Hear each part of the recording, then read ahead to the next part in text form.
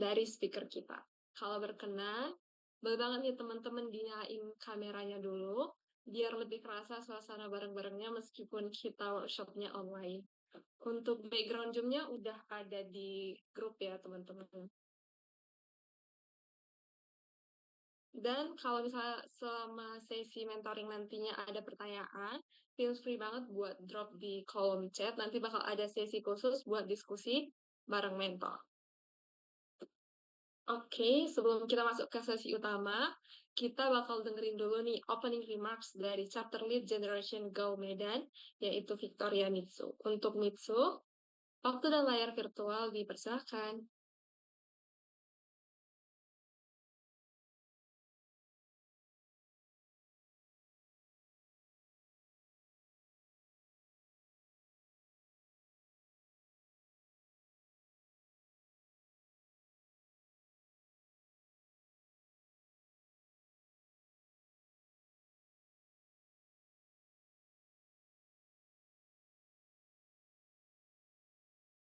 Halo Mitsu,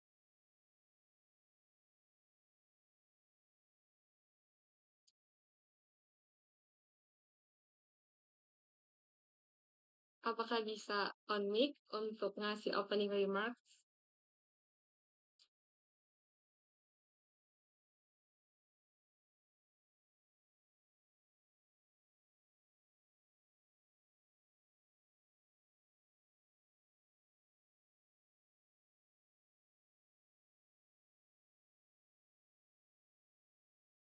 Oke, sepertinya Kak Mitsunya lagi berhalangan ya teman-teman. Jadi kita langsung next aja. Jadi kita bakal masuk ke inti acaranya, yaitu panel discussion. Di sesi ini kita bakal ngebahas hal-hal menarik seputar data science dan artificial intelligence, mulai dari peluangnya, tantangan etis, sampai hal-hal seru di dunia industri dan teknologi masa kini. Yuk langsung aja kita sambut mentor yang udah hadir bareng kita malam ini, Kak Wafi Aulia Sabita. Oke, selamat malam semuanya, selamat malam teman-teman.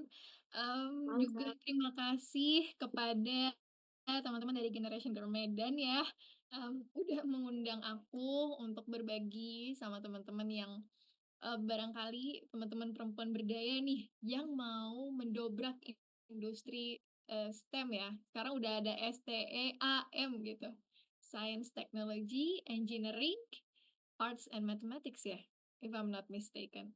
Jadi, ini luar biasa ya, walaupun kecil tapi semangatnya luar biasa.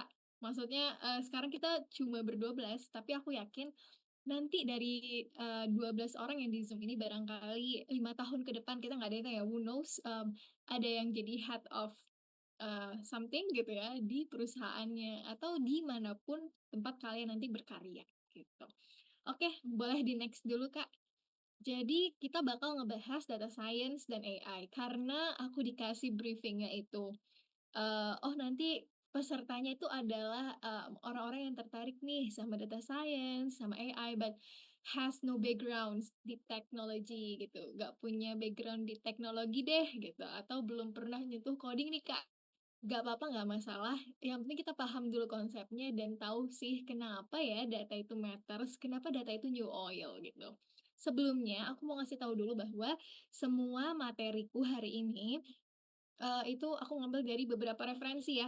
Referensi pertama itu, nanti teman-teman barangkali nanti dari teman-teman panitia bisa share aja materinya di WA ya setelah selesai sesi hari ini.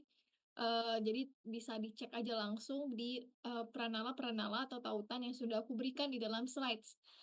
Sebenarnya di era kita sekarang ya, di mana data tuh udah ada di mana-mana tuh, sebenarnya ilmu tuh udah gratis kita bisa bilang ya. Kayak kita bisa dapatin kapan aja, di mana aja, kalau kita mau cari lebih dalam. Jadi ini juga termasuk, aku ngambil referensinya ya dari internet gitu ya, dari beberapa slide university tentu saja yang bisa dipertanggungjawabkan.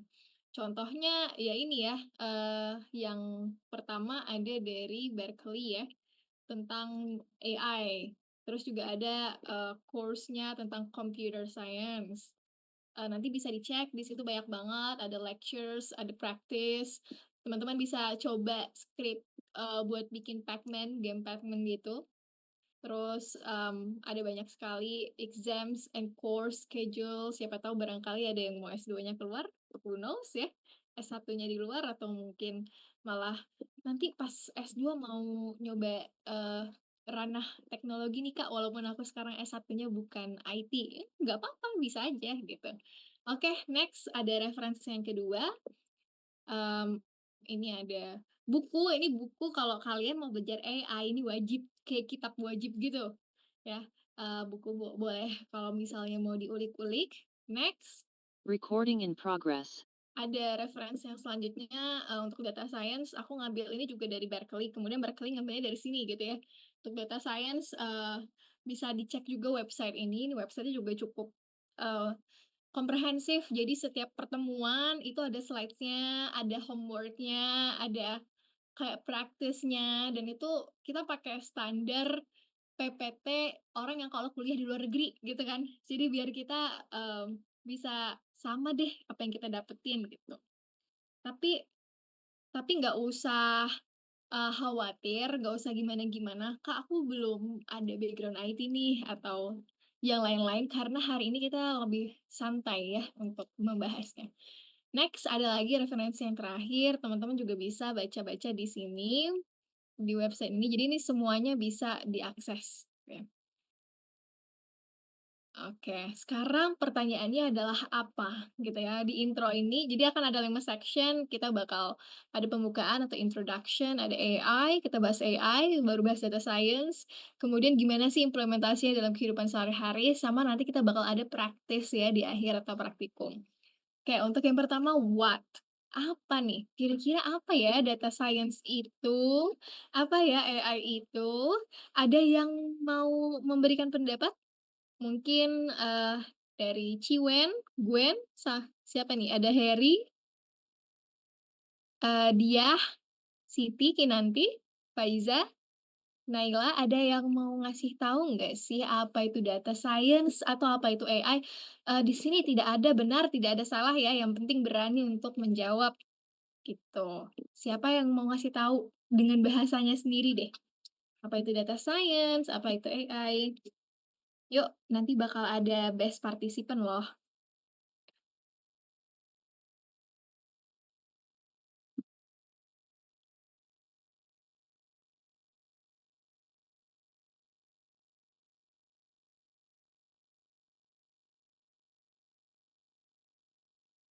Ada yang mau jawab? Surya, siapa nih? Ada Jorgi juga ya? Ada Heri nih, AI itu kecerdasan buatan yang diciptakan oleh program buatan manusia. Oke, thank you Heri. Boleh boleh banget. Jadi sebenarnya ya kalau untuk definisi, ini tidak harus harus sama kayak kalian langsung nyari di Google, enggak.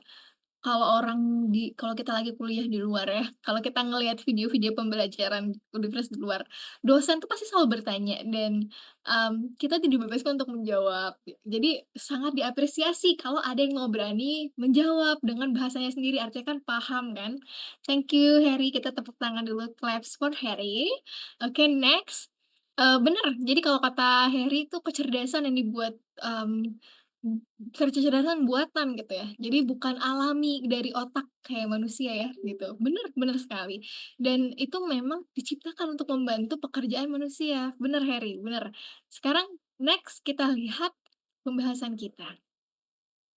Wah keren Harry, oh kuliah kuliah di IT Teknik Informatika. Wah ini mah udah makanan sehari-hari Harry ya kalau untuk ditanya definisi AI itu apa. Oke, oh terima kasih Naila, ternyata Naila juga jawab ya, kecerdasan buatan diciptakan untuk membantu pekerjaan manusia. Oke, kalau Harry dikerjakan oleh program buatan manusia, iya. Jadi Harry sama Naila sama benarnya ya, dan semua orang boleh punya perspektif tentang AI. Intinya adalah karena itu artificial dan itu intelligence, intelligence kan kecerdasan, artificial itu kan buatan. Berarti itu memang kecerdasan diciptakan, karena itu dibuat kan gitu, bukan sesuatu yang alami seperti otak kita gitu. Nah, tapi simpelnya adalah artificial intelligence itu adalah ilmu yang membuat mesin tuh bisa berpikir seperti orang ya. Dia bisa think rationally, dia bisa berpikir secara rasional, dia bisa act like people, dia bisa bertindak seperti manusia, bisa berpindah, bisa mengambil barang gitu ya, itulah act like people. Dan dia bisa act rationally. Jadi bukan hanya berpikir secara rasional yang kita sering lakukan dengan ChatGPT, tapi kita juga bisa bertindak secara rasional ya. Si AI ini bisa bertindak secara rasional. Bertindak secara rasional ya ketika robot kan sekarang udah banyak tuh robot-robot ya, itu robot ada AI-nya itu. Robot-robot di Jepang, ngomong apa udah bisa jawab gitu ya. Nah itu udah act rationally gitu, bukan hanya think. Next, kita setelah tahu nih AI ini ternyata adalah ilmu yang membuat mesin tuh bisa berpikir seperti manusia, bertindak rasional, bertindak, seperti manusia, bahkan bisa berpikir secara rasional. Sekarang kita lihat deh, kemajuan dari AI itu udah sejauh apa ya, gitu ya. Ada yang bisa jawab? Kayak ini kan ada, pilihan-pilihannya nih, ada play a decent game of table tennis, play a decent game of Jeopardy, drive safely along a curving mountain. Kira-kira mana nih yang udah jadi kenyataan dan mana yang enggak? Apakah sekarang ada robot yang bisa main tenis? Apakah ada yang bisa main Jeopardy? Emang ada ya, AI yang bisa menggerakkan sesuatu sehingga dia bisa berkendara dengan aman di, jalan pergunungan? Emang ada ya, AI yang bisa membantu kita membeli barang-barang groceries di website? Emang ada ya AI yang bisa, menemukan teorema matematika yang baru? Emang ada AI yang bisa membantu robot untuk melakukan operasi operasi surgery operation ya? Emang ada, AI atau sesuatu dari AI yang bisa membantu, kita untuk mencuci piring atau bahkan melipat pakaian? Emang ada AI yang bisa mentranslate Chinese or English gitu ya dalam waktu real time? Atau emang ada ya AI sekarang yang udah bisa bikin funny story gitu ya? Coba di next, sekarang kenyataannya adalah hampir semua di daftar ini sudah di-checklist, alias AI itu udah kemajuannya sepesat itu. Bahkan, udah ada AI yang bisa membantu mobil itu bisa berkendara secara aman. Kalau yang kita tahu kan mungkin kayak Tesla ya, berkendaranya ya di jalanan yang mulus gitu. Tapi sekarang udah ada yang bahkan untuk di pegunungan gitu. Dan, untuk mencuci piring pun sudah ada, tapi yang masih tanda tanya adalah emang sudah ada ya yang teorema matematika belum ya, kita dengar-dengar atau mungkin aku yang belum mencari tahu lebih lanjut, atau operasi belum ada ya yang berani menggunakan robot tuh belum ada gitu. Tapi pasti sudah ada uji cobanya sih gitu. Next, eee, kita udah tahu nih AI itu apa, kita juga udah tahu semaju apa nih perkembangan AI ya. Tuh. Sekarang kita coba bahas gimana, dasar-dasar dari AI itu. AI itu bisa acting humanly gitu ya, dia bisa seperti manusia gitu ya bertindaknya. Nah, untuk bertindak seperti manusia itu, ada beberapa hal.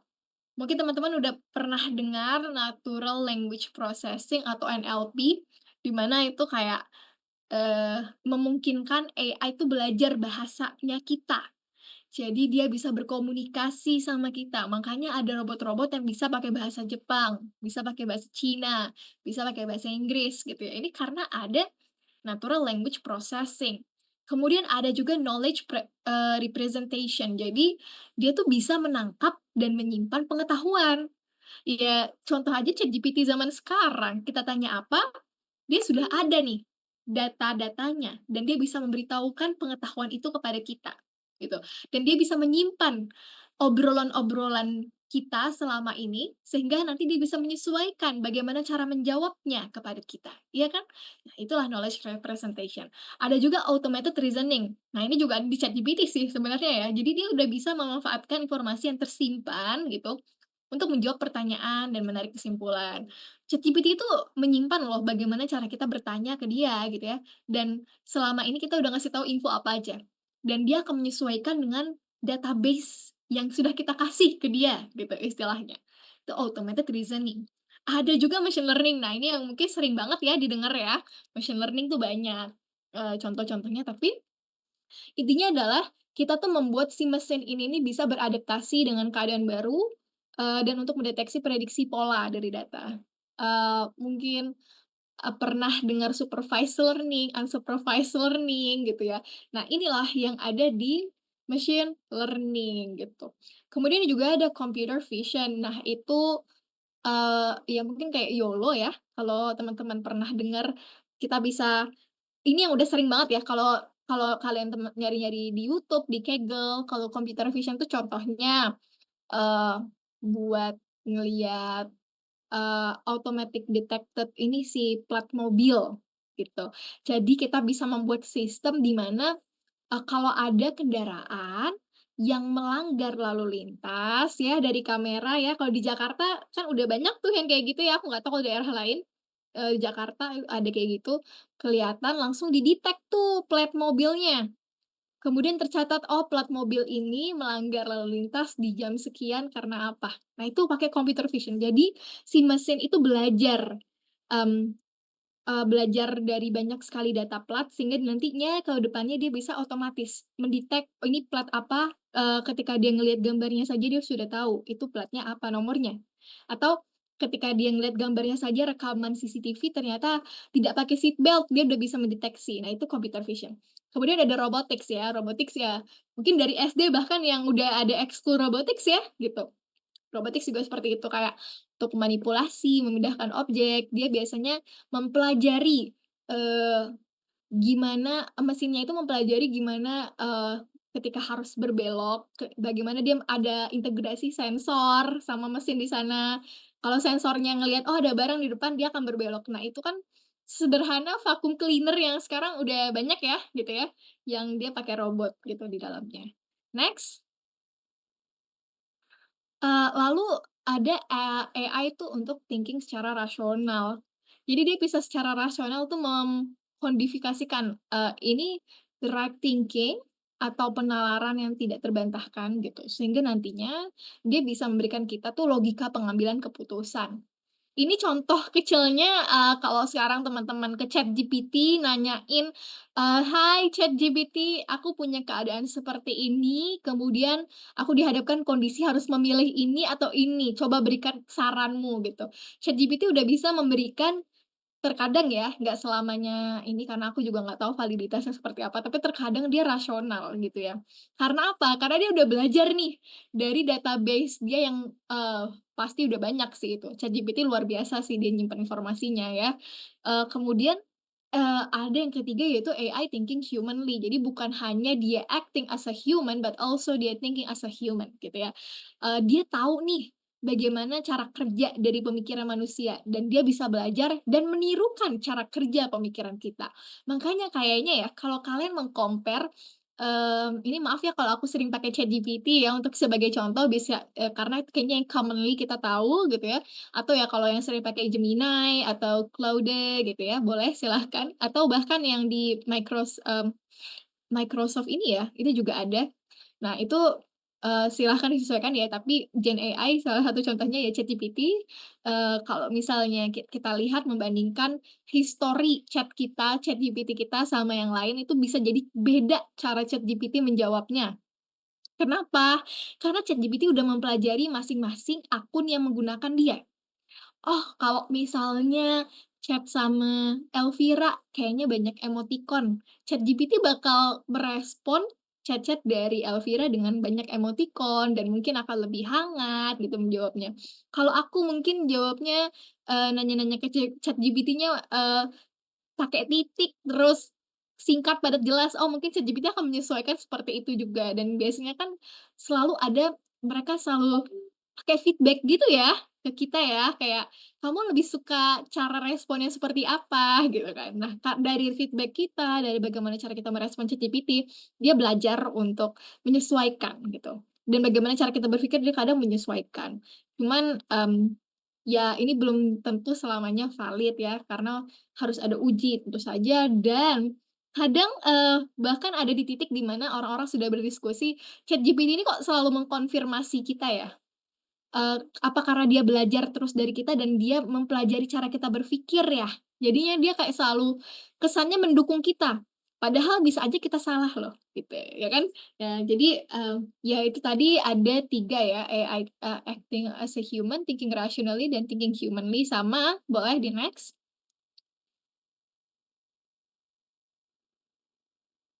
Terakhir dia acting rationally ya. Jadi kalau, bertindak secara rasional, maka artinya dia akan bertindak untuk mencapai the best outcome, atau dia akan bertindak itu gimana pokoknya mendapatkan hasil yang paling baik, gitu. Contohnya ya kalau kita main Pac-Man gitu, ini bisa aja kayak kita berpikir gimana caranya paling efektif, paling efisien bisa menghabiskan semua titik-titik putih ini gitu, makanannya Pac-Man gitu. Tapi juga tidak mendapatkan musuh. Nah, kayak gitu istilahnya adalah AI-nya itu berpikir gimana caranya kita bisa, jalur paling efisien, paling efektif supaya goal kita yang tadinya menghabiskan semua putih-putih itu, tercapai gitu, misalnya seperti itu. Next. Oke, terus karena kita memang, tadi di-brief dari panitianya, harus ada membahas tentang etika.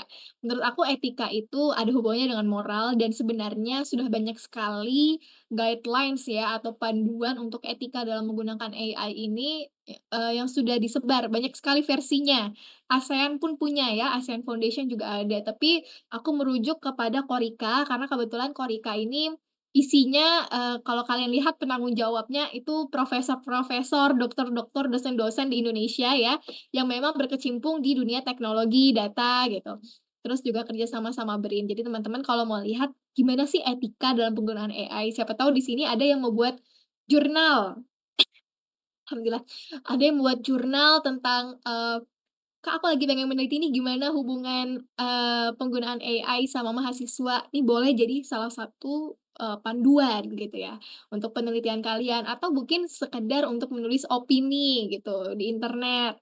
Ini loh etikanya begini, ini boleh kalian baca-baca ya di sini. Next, kemudian eee, ada lagi, kita juga bisa National Strategies for AI in Indonesia nih, teman-teman juga bisa baca, apalagi kalau yang, sering lomba-lomba ya, boleh dibaca coba strategi nasionalnya dan kaitkan inovasi kalian menggunakan teknologi dengan strategi nasional untuk AI itu kayak gimana sih ke depannya, atau roadmap Indonesia gimana sih SDGs, kemudian baru menggunakan AI itu sebagai leverage untuk goal-goal kita. Next, oke itu tadi bacaan-bacaan. Sekarang eee kita bahas lagi tentang data science gitu ya. Tadi kita udah bahas tentang AI, sekarang udah bahas data science. Data science tuh apa sih gitu ya. Sebenarnya data science tuh, adalah ilmu di mana kita menggabungkan bukan menggabungkan ya, kita menemukan insight dari data-data yang ada di dunia ini. Bayangin, sekarang kita di era digital, setiap orang itu punya data di internet. Kayak kalian main TikTok, TikTok tuh ngambil data kalian loh. Dengan cara apa? AI-nya mempelajari, "Oh, kalian tuh berhenti lamanya di nonton video jenis apa sih?" Gitu, ya kan. Kemudian, kalian rata-rata per hari itu nonton video tuh berapa detik sih? Kemudian dicari lagi datanya, umur kalian berapa sih? Itu kan dari TikTok bisa. Gender kalian apa sih? Terus kalian tuh aktifnya main TikTok itu pukul berapa sih? Itu semuanya itu data.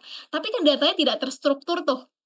Nah, terus gimana sih kita biar dapat insight? Insight itu contohnya, tadi ya kalau di TikTok, orang paling banyak nge-like video tentang apa dan lain-lain itu bisa jadi insight, oh ternyata anak-anak di Indonesia dengan rentang usia 15 sampai 19 tahun paling banyak menyukai video TikTok bertemakan hewan kucing. Misalnya, Oh, berarti, pemain TikTok ya kita nggak bisa langsung mengeneralisasi ya, tapi kita bisa dapat insight orang-orang yang bermain TikTok cenderung menyukai kucing dibandingkan video anjing. Misalnya, oh kalau di Instagram kebalikannya, mereka lebih banyak, cenderung, main di video anjing ya daripada kucing gitu. Bisa kayak gitu ya. Jadi karena saking banyaknya era digital, semua orang bermain HP, bermain media sosial, begitu banyak data di dunia ini, tapi nggak semua orang bisa dapat insight dari sana. Nggak semua orang tuh bisa mikir, "Ah, aku bisa neliti tentang ini nih, kalau aku bisa dapat data ini." Gitu. Nah, masalahnya nggak semua orang tahu cara ngambil datanya, cara mengambil insight dari datanya, cara memvisualisasikan datanya, gitu kan. Nah, commonly kebanyakan data-data yang berserakan di internet itu adalah data-data yang big.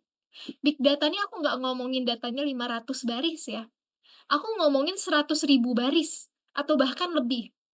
Bahkan, mmm, mmm, aku lagi kuliah data mining gitu ya, penambangan data, itu kita diminta untuk mencari dataset di mana ada 20 variabel gitu ya, 20 variabel itu ada 100.000 baris, dan itu cuman buat latihan.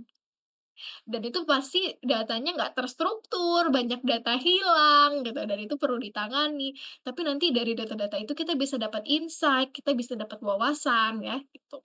Nah, kalau kalian sering ngeliat nih, kayak informasi di Instagram, di TikTok, kayak dibilang attention span gitu ya, attention span anak-anak zaman sekarang tuh cuma 6 detik. Kalau nggak salah aku data terakhir adalah attention span-nya Gen Z sama Gen Alpha itu cuma 6 detik gitu rata-rata. Gen Z, Gen Alpha atau usia berapa aku kurang tahu, tapi ada yang cuma 6 detik.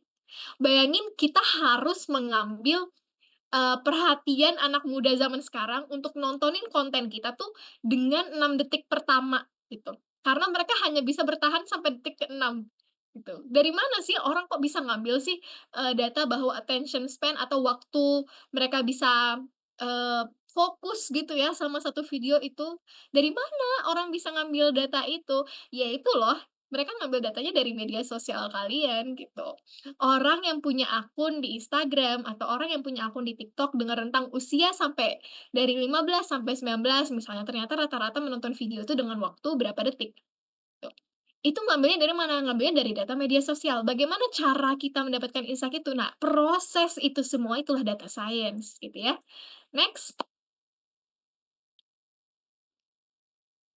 kemudian sebenarnya karena banyak banget nih data di luar sana, jadi new data equals new challenge. Beda data, beda tantangannya ya teman-teman. Jadi kayak, bisa aja kita ngambil data scraping gitu ya, scraping tapi yang legal ya. Scraping itu bisa aja ngambil dari, X ya, kalau dulu kan Twitter tuh enak tuh ngambil datanya. Sekarang karena X, sama Elon Musk udah agak susah ya kita ngambil data, harus bayar ya kalau mau. Atau bisa scraping lewat Google Maps, kita gratis kalau di Google Maps tapi, terbatas, limited. Atau teman-teman misalnya mau ngambil data dari, kita mau ngelihat sentimen, itu dari X biasanya ya, atau dari review. Dari Google Play Store, kita mau ngelihat bagaimana sih sentimen masyarakat terhadap Cortex, gitu misalnya. Ya kita lihat ulasan Cortex, ngelihat ulasannya dari mana, dari Google Play Store. Ngambil datanya gimana? Ngambil datanya scraping biasanya gitu, atau ngambil ngambil data-data ulasan di pariwisata di daerah Jawa Timur. Kita bisa ngambil, data dari Google Maps gitu ya, ngambil data ulasan pariwisata di Google Maps atau biar lebih valid biasanya sih ngelihatnya, website-website yang memang khusus untuk mengulas destinasi wisata ya. Kalau di Google Maps kan kadang bisa aja orang sembarang ya, bukan traveler tapi ikut ngasih ulasan tuh bisa aja gitu. Jadi bisa aja ke ya tempat-tempat, website-website yang ini, kalau diperbolehkan gitu. Karena beda beda website, bisa aja berbeda kebijakan gitu. Ada kok yang legal tuh, dan udah pasti boleh contohnya apa? Contohnya World Bank ya, Bank Dunia. Bank Dunia itu kita bisa loh ngambil data seluruh dunia, tapi mereka cuman sampai negara aja sih, nggak sampai kota gitu ya. Jadi cuman data-data negara aja, indikatornya banyak. Ada kita bisa ngambil, karbon dioksida, gimana sih karbon dioksida di Indonesia dibandingkan di Malaysia. Itu bisa loh dijadikan, eee, inspirasi paper, membandingkan, melihat hubungan, misalnya ya, melihat hubungan perekonomian, dengan karbon dioksida di negara-negara ASEAN, gitu. Ambil aja data dari World Bank. Ngambil datanya gimana? Oh, bisa download, bisa juga kita scraping. Scraping pakai API-nya World Bank. "Gimana Kak coding-nya?" "Kalian gunakan ChatGPT kalian itu," gitu. Tapi kan nggak semua orang tahu, oh ternyata bisa nih kita nge-scraping Google, API-nya World Bank gitu ya, atau Bank Dunia untuk ngambil data, indikator karbon dioksida gitu. Nggak semua orang tahu bagaimana cara menggunakan ChatGPT dengan efektif dan efisien gitu kan. Nah itulah gunanya apa, YouTube, bisa dicek lagi di YouTube gitu ya. Jadi sebenarnya, data-data tuh banyak sekali, tapi beda data, beda tantangannya gitu. Kalau kita ngambil data teks ya seperti dari Twitter atau X sekarang namanya, mungkin kita harus membersihkan data itu ya atau dinamakan cleaning atau pre-processing gitu.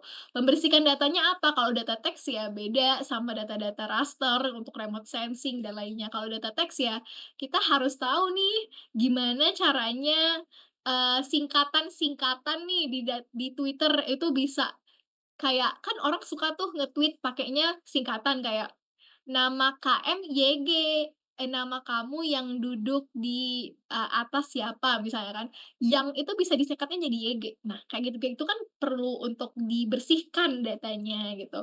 Pun beda lagi kalau kita ngambil data dari Google Earth Engine yang punya satelit di luar bumi gitu ya, ngambil datanya dari satelit gitu. Itu pakai data raster, itu pakai Google Earth Engine dan ketika kita ngambil datanya itu legal ya, jadi kalau kalian punya akun email kampus, enak banget tuh buat mengajukan ke Google Earth Engine. Bikin akun dulu, terus kita bisa ngambil data satelit di sana gitu ya. Itu bisa banget kita olah-olah, otak-atik tuh datanya. Karena satelit-satelit itu bisa ngambil data indeks, indeks vegetasi dan lain-lain itu bisa kita jadikan suatu apa ya, bisa dibilang bisa dijadikan indeks, untuk pemerintah, bisa juga buat kita kalau kalian anak-anak, geografi ya, itu bisa banget gitu. Tapi yang lebih oke lagi adalah anak-anak yang dia ngerti teknologi, dia ngerti data. Dia bisa semua bidang gitu ya, tinggal kolaborasi aja. Misalnya kalau mau dari data Google Earth Engine ya, teman-teman, tantangannya bisa berbeda dengan data teks ya, kita kayak perlu ngituin rasternya dan lain-lain. Itu, kita bisa aja loh meneliti tentang kesehatan, yang padahal itu skopnya orang-orang kedokteran gitu. Misalnya kayak mendeteksi daerah-daerah rawan, demam nyamuk berdarah, itu bisa tahu, pakai data science. Cuman memang kelemahan dari anak-anak data science ya, mereka karena memang taunya teknologi dan bagaimana mengolah data, kadang mereka nggak tahu kontekstual ilmu pengetahuannya, gitu kan.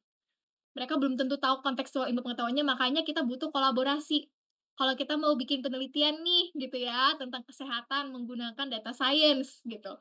Ngambil data dari satelit, mau memprediksi mana mana wilayah yang sekiranya nih, ini potensial nih untuk demam berdarah nih kritis nih di sini, atau stunting. Stunting dikaitkan sama data satelit, bisa banget. Kita kreativitasnya bisa digituin. Cuma supaya kuat penelitian kita, kita bisa kolaborasi sama orang yang memang subject matters-nya, gitu. Kalau kita teliti tentang kesehatan, kita ajak kolaborasi teman-teman kita yang di bidang kesehatan masyarakat atau kedokteran.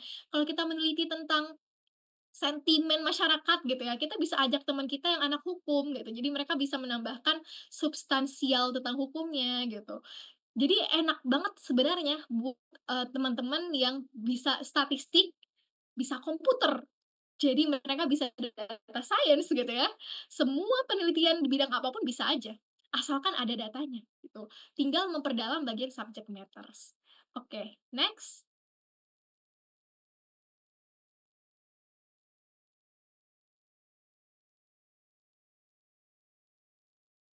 Oke. Oke, ini kenapa sih, data science itu penting?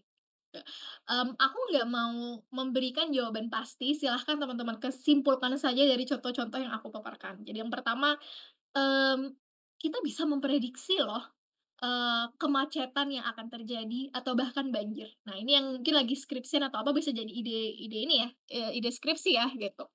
Eee, ini aku kasih contoh, ini ya, itu buat traffic gitu, buat memprediksi adanya traffic kemacetan ya, kemacetan.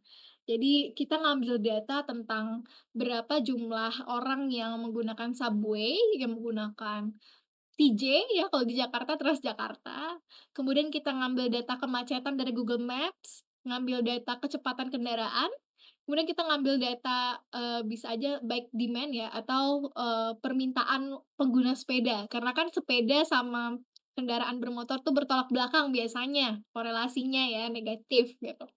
Terus, kita analisis nih, kita analisis dulu traffic data, kemudian taksonominya gimana, kemudian kita ketahui karakteristiknya gimana. Kemudian kita modeling data itu, dan kita bisa mendapatkan prediksinya, gitu. Ini sebenarnya salah satu bentuk data mining ya, atau penambangan data. Tuh, kemudian kita bisa bikin 4 hal nih, ada 4 nih output-nya. Traffic flow forecasting, jadi kita bisa memprediksi, eee, flow dari kemacetan itu, gitu. Kita juga bisa memprediksi kecepatan kemacetannya, atau demand dari, traffic-nya, dan juga bisa memprediksi yang lain-lain. Next. Contoh lainnya adalah kita bisa juga kesehatan, bidang kesehatan pelayanan ya, pelayanan kesehatan di masyarakat gitu. Kayak yang sering kalau kalian mau cari contoh projeknya di Kaggle, yang paling sering itu kayaknya heart disease deh, tuh, atau sederhana, dia memprediksi kanker serviks pada perempuan. Iya kan? Itu bisa banyak banget tuh datasetnya di Kaggle. Jadi kayak yang penting kita dapat datanya, kemudian kita divide dulu tuh, dibagi dulu. Mana data training, mana data testing, kemudian dipelajari, mesin bakal mempelajari. Oh, kalau orangnya usia sekian, kemudian dia punya riwayat apa gitu ya, oh ternyata dia punya, penyakit, jantung ya gitu. Oh, kalau dia gendernya apa, ternyata dia nggak punya penyakit jantung ya, dia bakal mempelajari pola dari data. Ternyata orang yang punya, orang tuanya pernah ada riwayat sakit jantung itu cenderung lebih, terprediksi sebagai orang yang juga mempunyai penyakit jantung dibandingkan yang tidak punya riwayat, keturunan seperti itu, gitu kan. Jadi memang, data science tadi ya, menggabungkan pola-pola dari data tadi. Kemudian kita minta mesin itu mikir, kita memerintahkan mesin ya gitu, "Kamu mikirin deh," gitu, "coba kamu prediksi habis itu." Nah, kira-kira begitu. Ini kalau di bidang kesehatan biasanya yang paling banyak, jadi kalau kalian mau baca untuk referensi, ya siapa tahu mau meneliti tentang itu ya kalau ada datanya, ya tentang penyakit ya, prediksi penyakit gitu. Nah, kalau misalnya memang agak baru nih, kalian bisa ulik remote sensing, ngambil data dari Google Earth Engine, kemudian coba prediksi mana daerah-daerah yang rawan penyakit X gitu, dengan keadaan lingkungan Y, gitu. Coba mengkorelasikan antara lingkungan sama penyakit, itu bisa banget tuh ngambil datanya dari sana, dengan berdasarkan data satelit, gitu. Dan data dari BPS, biasanya ya ada yang kayak gituan.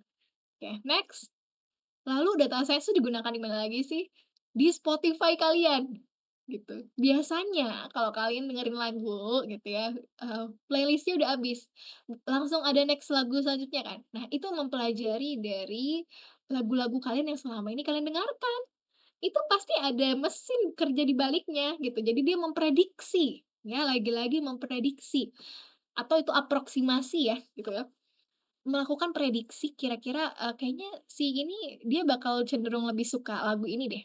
Karena, selama sebulan belakang sepertinya dia lebih banyak mendengarkan lagu yang bergenre pop gitu, bergenre pop atau lebih suka indie gitu. Itu juga ada di Spotify kalian. Ya, jadi bukan hanya pemerintah yang menggunakan, bukan hanya akademisi yang butuh data science, tapi bahkan sekarang hampir semua perusahaan butuh gitu ya.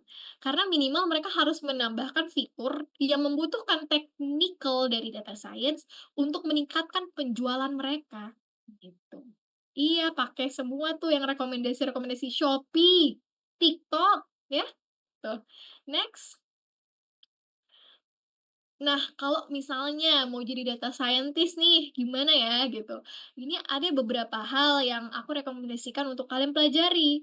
Kalau secara foundation, menurutku penting banget buat belajar statistik gitu ya.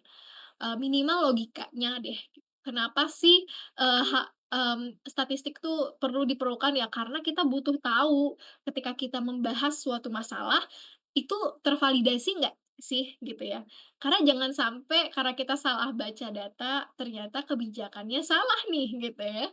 Jadi perlu untuk tahu programming, tapi tenang aja, karena menurut aku Python tuh termasuk, bahasa pemrograman yang gampang. Dia nggak se-strict C++ yang nggak ada titik koma gitu ya. Python tuh termasuk yang fleksibel, gampang, sangat memudahkan, kalian nggak harus download aplikasi ini itu, kalian nggak harus sesuatu gitu, kalian tinggal buka aja Google Colab, udah punya akun Google kan? Nah, berarti bisa Google Colab gitu. Jadi kalian nggak harus download. Ya, kalau misalnya kayak, kita di Pascal atau kita di C++ atau Java, itu kayaknya lebih ribet gitu ya. Kalau Python lebih fleksibel, asal kalian punya akun Google yang kayaknya semua orang hari ini udah punya akun Google ya. Kayaknya di sini udah punya akun Google semua deh, yakin deh aku. Jadi kayak selama kalian punya akun Google, kalian bisa buka Google Colab, ya tulisannya COLAB. Kemudian sekarang di, Google Colab itu sudah ada generatif AI namanya Gemini atau Gemini tulisannya gitu. Dan ya kalaupun kalian nggak bisa ngoding, kalian bisa nge-prompt di Gemini yang sudah terintegrasi di Google Colab. "Halo Gemini, tolong kamu buatkan coding untuk membaca data Excel," atau "Tolong buatkan coding untuk, membuat grafik line chart," gitu, udah bisa. Nah, itu udah dikirimin sama Kak Grenita tuh di kolom chat ya, teman-teman udah bisa coba dibuka juga gitu. Jadi programming kalau untuk data science minimal Python lah, gitu. Kalau mau nambah-nambah ada R juga, R tuh tulisannya R gitu ya. Mau nambah-nambah R boleh gitu. Minimal Python sama R, ya atau Python aja udah cukup, karena Python tuh udah fleksibel, kalian bisa ngapain aja gitu. Bisa bikin grafik pakai Python, kalian bisa machine learning juga, bisa scraping ya, jadi yang penting Python dulu aja dikejar. Kalau teman-teman belum punya you have n no you have no background in tech gitu ya, kalian nggak punya sama sekali, background di teknologi, data, atau di statistik, kamu belajar aja dulu Python. Kemudian kamu belajarin logika statistik, minimal kayak kalau lagi mau meneliti sesuatu kira-kira untuk membuktikan penelitian itu pakai uji statistik apa ya. Nah, pelajari aja uji yang itu dulu aja gitu, yang kalian pengen banget untuk ketahui. Kemudian secara teknis, kalian harus tahu nih bagaimana cara mengumpulkan data. Mengumpulkan data tuh aku nggak mengharuskan kalian bisa scraping, crawling, atau kalian bisa, apa ya, ngituin API, nggak harus. Ambil aja dulu data-data sederhana. Untuk belajar, kalian bisa ke Kaggle dulu. Di Kaggle tuh banyak banget dataset. Atau kalian bisa nanti aku praktikin aja ya di akhir ya, ke websitenya BPS, itu banyak banget data Indonesia. Ambil aja, tinggal download di sana, gitu. Atau kalian pergi ke World Bank kalau untuk membandingkan antar negara ya, atau datanya Bank Dunia ya, itu kalian bisa langsung download aja, klik klik klik, udah ke-download langsung dalam Excel atau CSV gitu ya. Jadi kayak CSV gitu ya tulisannya atau Excel gitu, udah bisa langsung diolah. Kemudian SQL ini kalau buat kalian database, kalau kalian project-nya nggak ada pakai database ya nggak apa-apa. Kemudian data visualization, untuk data visualization itu, ya kayak bikin line chart atau grafik garis, grafik lingkaran, ya kita udah pelajari dari SD ya itu. Nah itu kita harus bisa membantu untuk membuatnya. Membuatnya itu bisa lewat Python, bisa juga R, bisa juga di Tableau, di Looker gitu. Banyak di Power BI. Nah yang penting atau di Canva juga bisa ya grafik-grafik sederhana. Aku nggak mengharuskan kalian pandai di Python gitu, ya nggak apa-apa selama ternyata, oh kalian cuman butuh untuk bikin line chart atau bar chart, grafik batang, grafik garis, atau grafik lingkaran, ya udah kalau bisa pakai Canva, nggak apa pakai Canva. Karena memang esensinya adalah kalian tahu bagaimana cara menyajikan data dengan benar, karena nggak semua orang bisa menyajikan data dengan benar, tools-nya pakai apa terserah, yang penting goal kita tercapai gitu ya.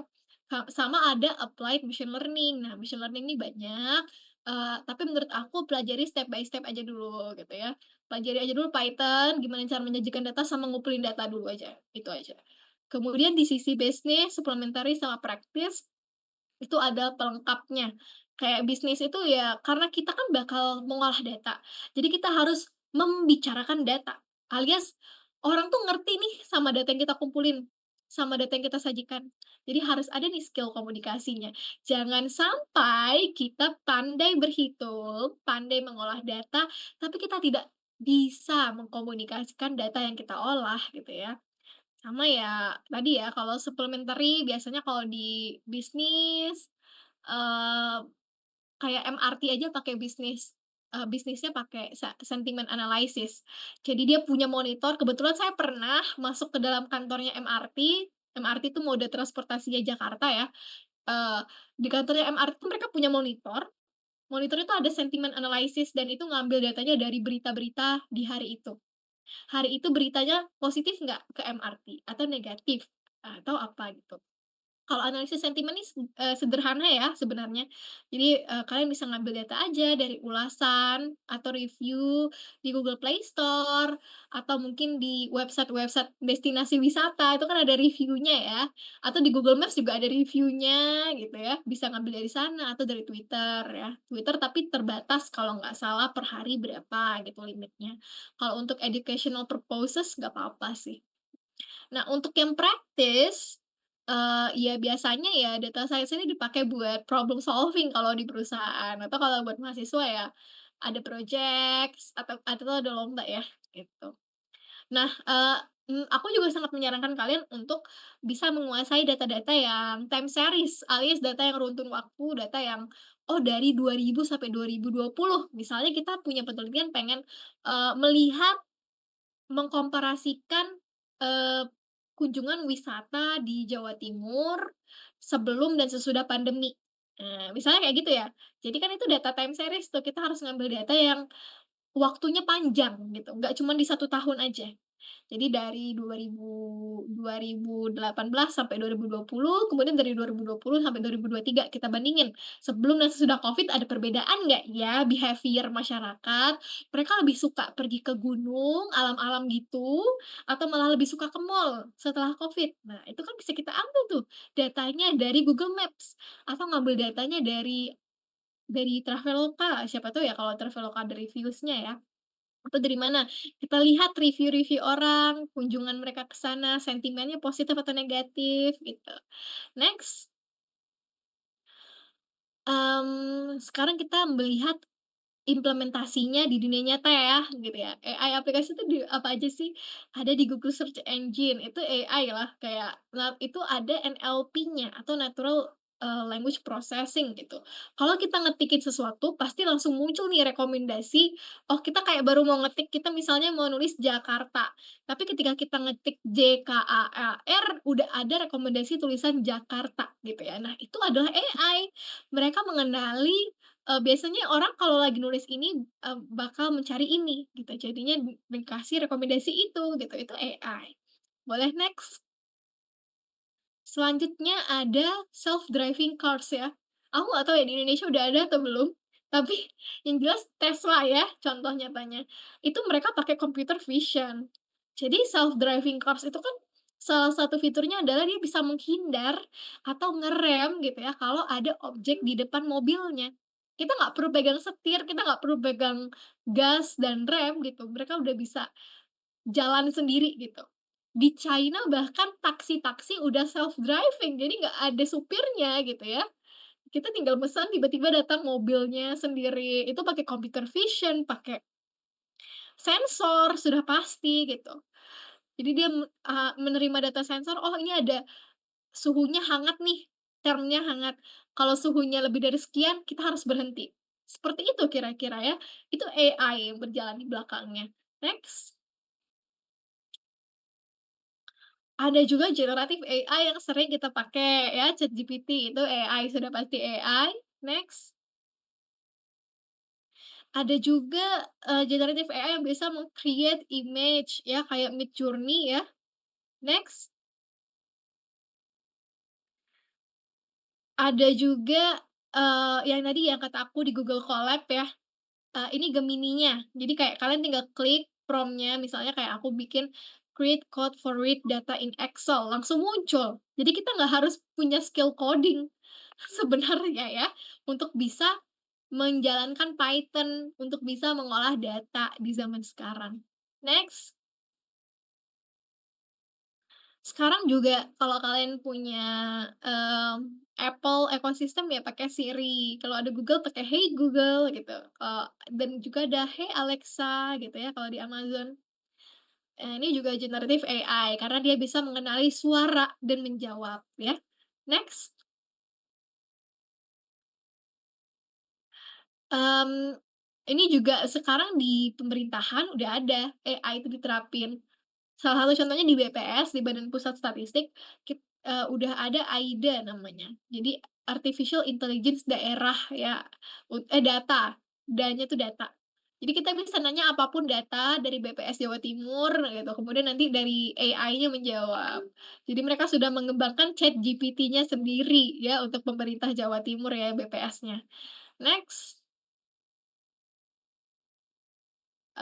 bahkan kalau kalian entah itu di kampus, di sekolah, atau di dunia kerja, udah ada face recognition ya, untuk mengenali wajah. Biasanya di SCBD banyak kayak gini nih, SCBD. Jadi ngeliatin wajah dulu baru pintunya kebuka.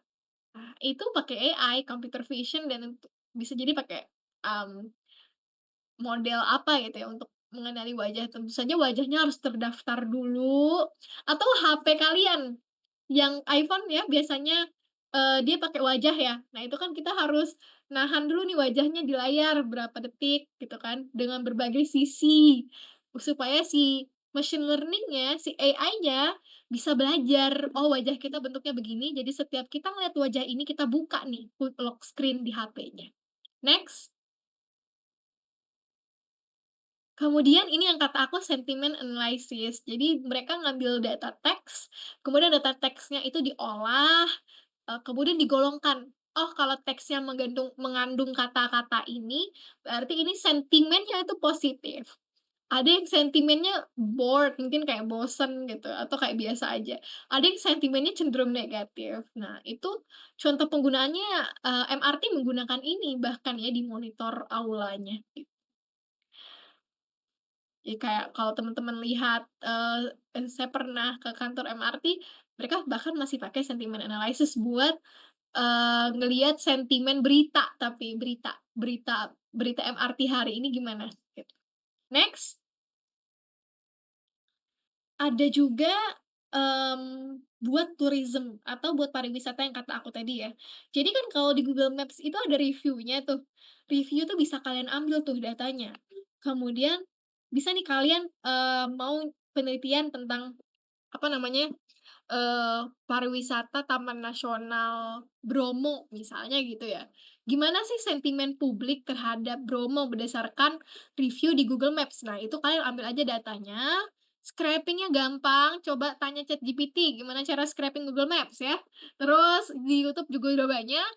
Kalian ambil aja datanya itu, kemudian setelah diambil data review, ulasannya, kalian golongin dulu nih, mana data training, mana data testing, gitu ya. Kalau bisa sih data training dan testing itu dipisah setelah sentimennya udah kalian taruh-taruh nih, ini sentimen positif, ini sentimen negatif, gitu.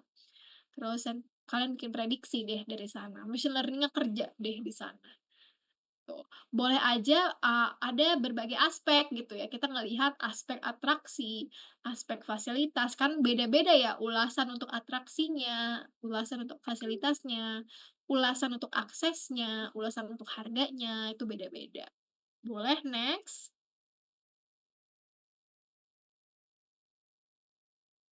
Tuh. Oke, mmm ini sekarang ada juga kalau di pemerintahan ya, atau kalau kalian ikut lomba-lomba dari Bank Indonesia gitu, bisa aja kalian ngambil, dari sisi data science-nya, kalian bikin indeks gitu, indeks buat memprediksi. Ini salah satu contohnya adalah memprediksi kemiskinan anak, gitu. Ini kenapa menarik? Karena belum ada data tentang kemiskinan anak yang cepat untuk didapatkan. Jadi memang, anak-anak yang bisa menggunakan data science, kelebihannya adalah kita bisa unggul gitu ya, di berbagai bidang, asalkan kita tahu kontekstual dari data yang kita ambil, mau itu data kesehatan, mau itu data sosial ya, kayak kemiskinan anak gitu, atau kita mau ngambil data dari sisi transportasi gitu. Asal kita udah dapet datanya, kita tahu ngolahnya, udah jeder, kita bisa aja ngalahin anak-anak yang skripsian di kesehatan gitu. Karena bahkan gini, lomba-lomba Bank Indonesia, teman-teman coba cek, lomba apa ya yang lagi open, EJAVEK ya? EJAVEK kan ada buat umum, ada buat mahasiswa. Jawa Timur itu, Bank Indonesia Jawa Timur. Itu kan kalau Bank Indonesia ngadain lomba, biasanya temanya itu seputar ekonomi. Kalau kalian lihat buletinnya atau orang-orang yang juara-juara, itu pakai yang juara satu tuh pakai data science gitu. Jadi anak-anak yang program studinya ekonomi kalah.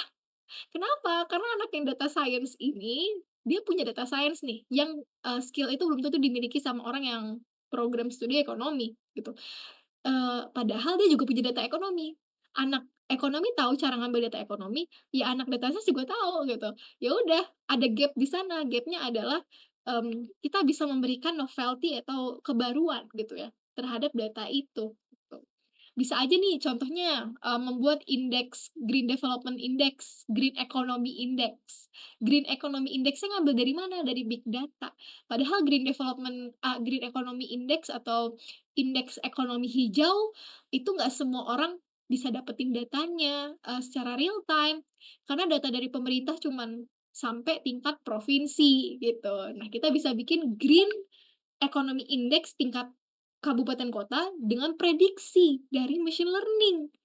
Prediksinya dari mana? Misalnya dari data satelit yang kita ambil dari Google Earth Engine. Nah, ini teman-teman boleh ulik-ulik nih kalau kalian tertarik untuk bikin indeks ya, gitu. Indeks-indeks baru yang bahkan pemerintah aja belum punya. Coba kita bikin indeks ya dengan big data dan machine learning. Oke, next.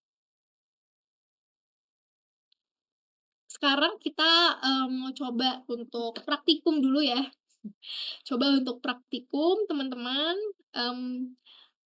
memang ini praktikumnya, karena ekspektasiku adalah teman-teman di sini masih beginner, belum punya background di teknologi atau bukan anak IT, bukan anak komputer, boleh untuk, buka teachablemachine.withgoogle.com, kita bikin AI versi kita, oke? Nah, coba dibuka dulu, link-nya sudah dikasih Kak Grenita ya di bawah. Tapi sebelum kita, ini ya Kak, sebelum kita mini project ini kan mini project ya Kak, gitu. Boleh kita Q&A dulu kali ya Kak? Boleh aku kembalikan ke Kak Grenita. Oke, thank you Kak Walfi materinya. Mungkin di kolom chat udah banyak nih yang nanya-nanya tentang materi data science dan AI-nya.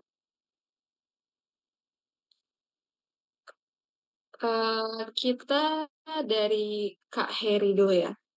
Kak Heri dari Universitas Putra Batam. Yang pertama itu, apakah kita sedang menuju masa depan di mana keputusan bisnis besar akan sepenuhnya diambil oleh algoritma? Apakah itu ideal? Ini Kak Wafi bakal jawab satu-satu atau langsung 4 pertanyaannya? Ini yang mana ya Kak? Di kolom chat ya? Iya, yang paling terbaru dari Heri. Oh, apa kita nggak jawab yang dari paling pertama nanya di atas ya Kak? Mana nih? Oh, boleh-boleh. Heeh, biar adil yang nanya duluan, kita jawab duluan nih. Oke, yang pertama ini ada Faiza Srila. Kak Mhm. izin nanya, gimana cara nyegah manusia itu sendiri memanfaatkan AI tanpa tanggung jawab, tanpa etika, dan lain-lain. Kayak misalnya saya sebagai anak DKV, dan sangat-sangat tidak suka pada teman-teman jurusan DKV itu sendiri yang memakai AI untuk menghasilkan desain cuma sekali ketik. Padahal yang benar-benar mengerjakan prosesnya harus panjang dan rumit, apalagi desainnya digunakan untuk promosi. Dan bukankah itu sudah melanggar juga saat ulangan mereka hampir satu kelas mengerjakan ulangan otomatis dengan AI? dan setelah ditegur mereka pura-pura cuek.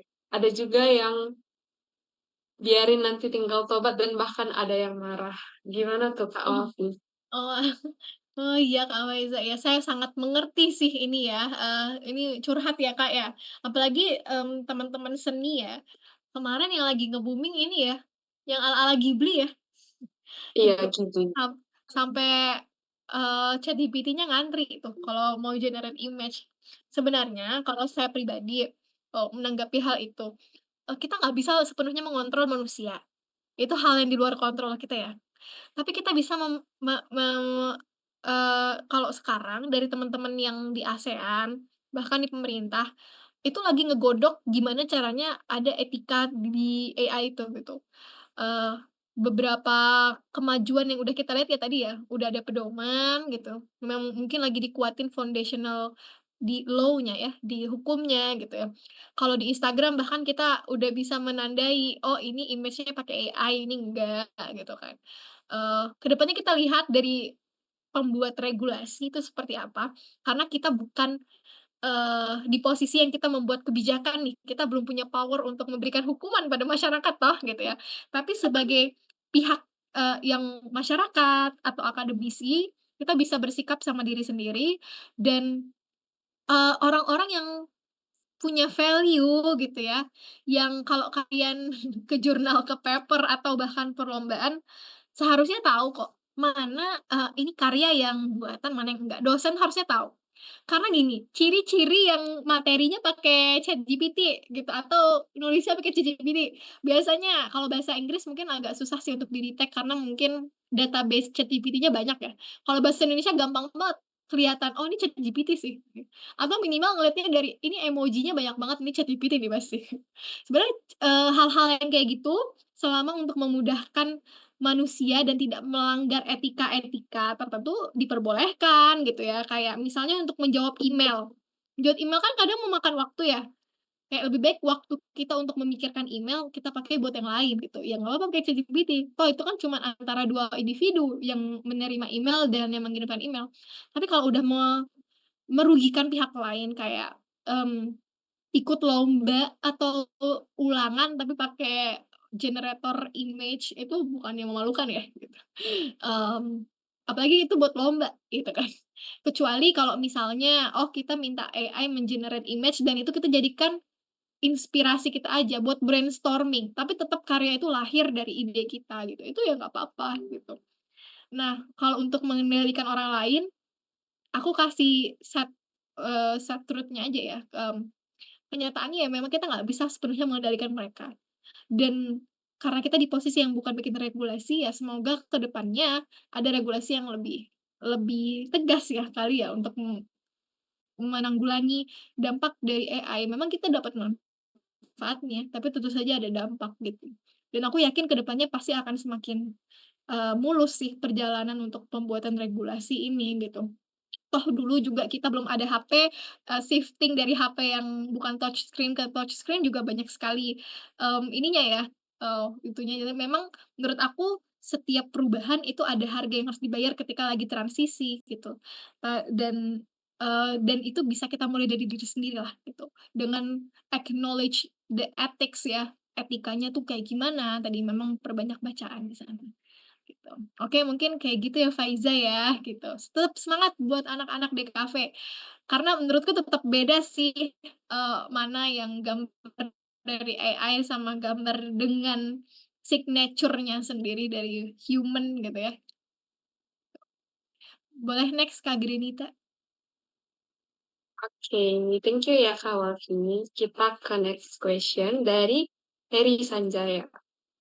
Halo Mhm. Kak, saya Heri Sanjaya dari Universitas Putra Batam, Prodi Teknik Informatika semester 8. Jadi pertanyaannya itu, yang pertama, apakah kita sedang menuju masa depan di mana keputusan bisnis besar akan sepenuhnya diambil oleh algoritma? Apakah itu ideal?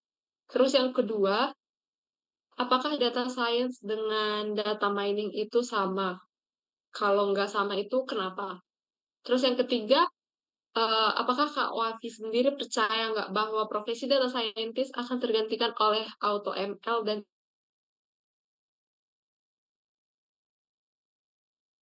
Dan yang keempat, dalam data science, bahasa pemrograman apa yang sering digunakan? Oke, yang pertama dulu ya, apakah kita sedang menuju masa depan di mana keputusan bisnis besar akan sepenuhnya diambil oleh algoritma? Menurutku enggak. Gini, kekurangan dari, mesin adalah mereka butuh input baru bisa belajar, gitu kan. Mereka nggak sepenuhnya yang, mereka nggak ada input langsung bisa tahu decision-nya enggak, gitu kan. Jadi tetap mereka butuh manusia untuk memberikan input itu. Sederhana, misal ke In the ChatGPT, oh last kita kasih video, tahu nih we looked keadaannya at dulu, implementing state-nya gimana, that the model atau has in initial predicting state-nya different apa, categories. kemudian goal kita apa, dan kita nanyain how to, kita kita bisa mencapai goal itu. Iya, baru ada peran mesin di sana gitu, tapi tetap mereka butuh input gitu. However mereka tetap butuh input dan input itu pasti mereka "diajari" tanda kutip dari manusia. Cuman ya memang luar biasanya sekarang itu kita bahkan sudah bukan lagi di Gen AI sih harusnya. Kita harusnya udah membicarakan tentang genetics AI ya atau apa ya, aku lupa ya namanya, terakhir kali. Jadi dia bukan lagi kan kalau kayak ChatGPT kan dia butuh input ya, dengan interaksi antara manusia sama ChatGPT-nya atau bahkan di balik ChatGPT itu ada banyak sekali saintis yang bekerja untuk memberikan, ilmu-ilmu itu dan mereka ya kabar miringnya ngambil data tuh sembarangan gitu, maksudnya dari semua di internet tuh diambil aja buat inputnya ChatGPT gitu kan. Nah, itu tetap butuh input kan, kalau generative AI. Nah, ini ada yang terbaru nih, dia nggak butuh input apa-apa, tapi dia udah bisa mikir sendiri untuk ngejawab sendiri bagaimana cara mendapatkan goal itu.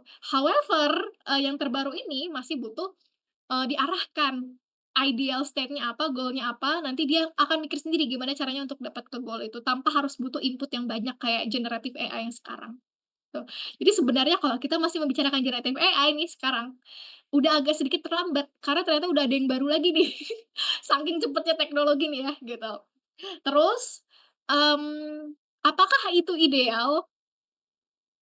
Karena menurutku tidak sepenuhnya diambil oleh algoritma, tentu saja kita nggak perlu bahas apakah itu ideal atau enggak ya. Karena tetap, however mesin butuh input. Kemudian, ada namanya nilai sosial dan kontekstual di sana.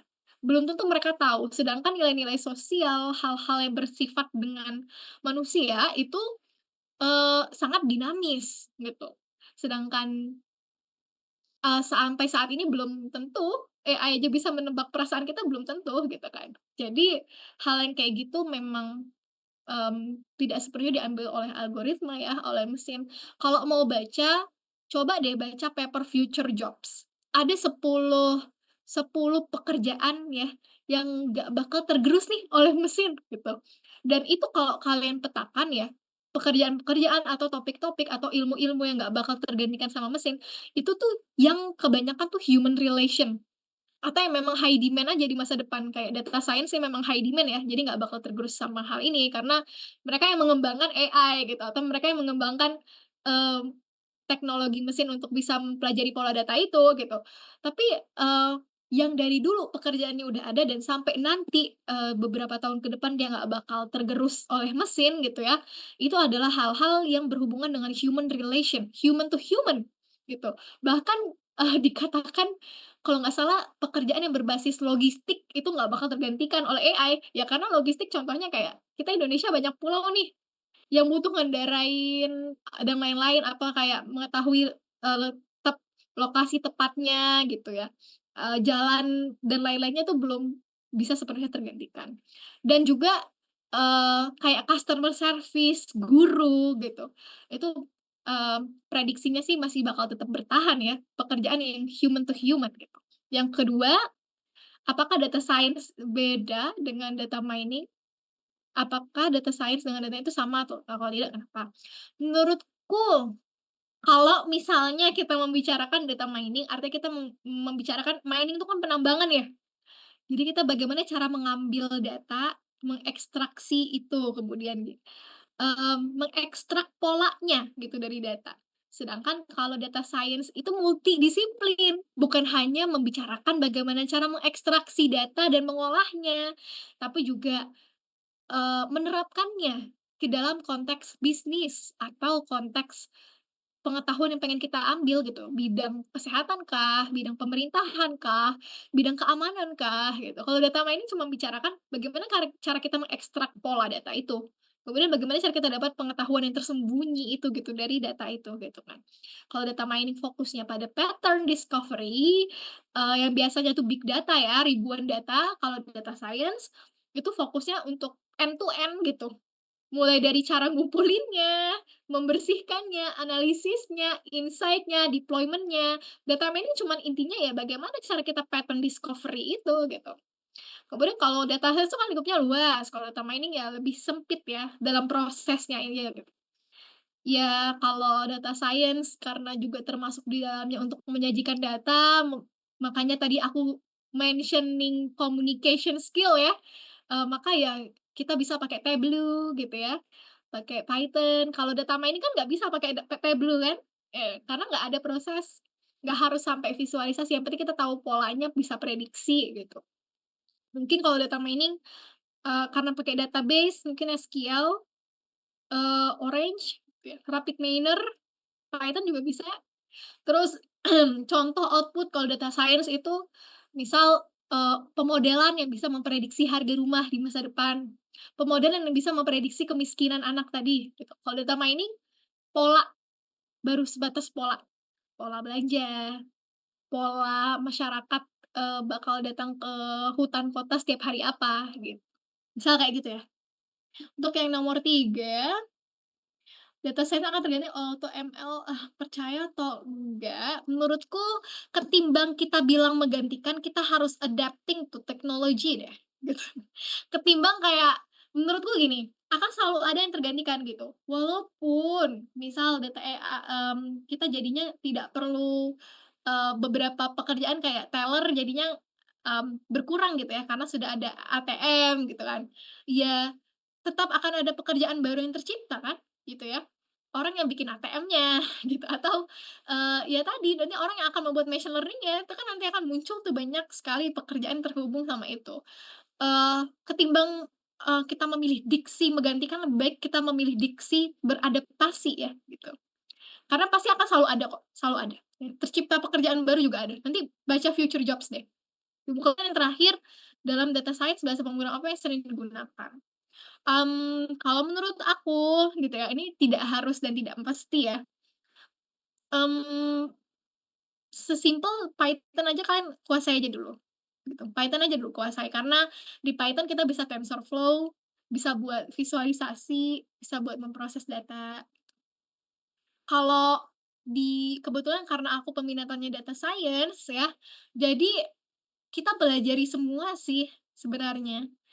Tapi, dari semua yang aku pelajari, aku lebih menyarankan karena mau yang lebih fleksibel ya, yang bisa semua bisa dipelajari, nggak harus, bahkan kalau kalian ada Google Colab, ya bisa langsung dikerjain gitu, nggak harus install sana sini, ngatur environment, ya pakai Python aja gitu. Cuman kalau misalnya mau di-sharing nih, bahasa apa aja yang dipakai, kita di, data science ya, peminatan data science, kita diajarin R, diajarin Python, diajarin Pascal, bahkan buat logika pemrogramannya doang, C++, Java juga diajarin, apalagi ya? Pokoknya banyak banget rasanya. Ya kayak gitu-gitulah diajarin gitu. Tapi menurutku untuk bisa melakukannya pakai Python aja udah cukup gitu. Nggak harus, oh pelajari semua, enggak. Kan kita kan yang penting proses dan output-nya gimana impact-nya ke bisnis kan, gitu. Kemudian, ini ada pertanyaan lagi nggak, Kak? Kayaknya udah semua deh kalau untuk yang dari Heri, aku kembalikan ke Kak Granita nih. Oke, thank you Kak Wafi. Gimana Heri, udah menjawab belum jawaban dari Kak Wafi barusan? Kalau misalnya udah menjawab seluruh pertanyaan, mungkin kita ke next question dari Elvira. Praktik dalam data science saat ini pasti menggunakan sistem pakar, nggak sih untuk AI? Kalau iya, kebanyakan di bidang apa sih, Kak? Mmm, Sistem pakar nih boleh dijelaskan lebih lanjut gimana nih, Kak Elvira maksudnya? Sistem pakar yang aku pelajari itu AI yang mencari data dari ahlinya langsung gitu, Kak. Jadi dari Oh. manusianya langsung. Oke, makasih Kak Elvira. Oke, Iya, sistem pakar berarti sama-sama, maksudnya ngambil dari pakarnya langsung ya untuk knowledge base-nya ya? Kak. Iya, betul.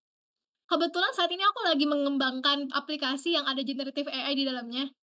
Karena Gemini gratis ya buat, apa namanya, buat students, jadi pakai Gemini gitu. Itu kita pengen coba Gemini-nya itu ngambil knowledge-nya bukan sembarangan dari internet, ngambilnya dari paper.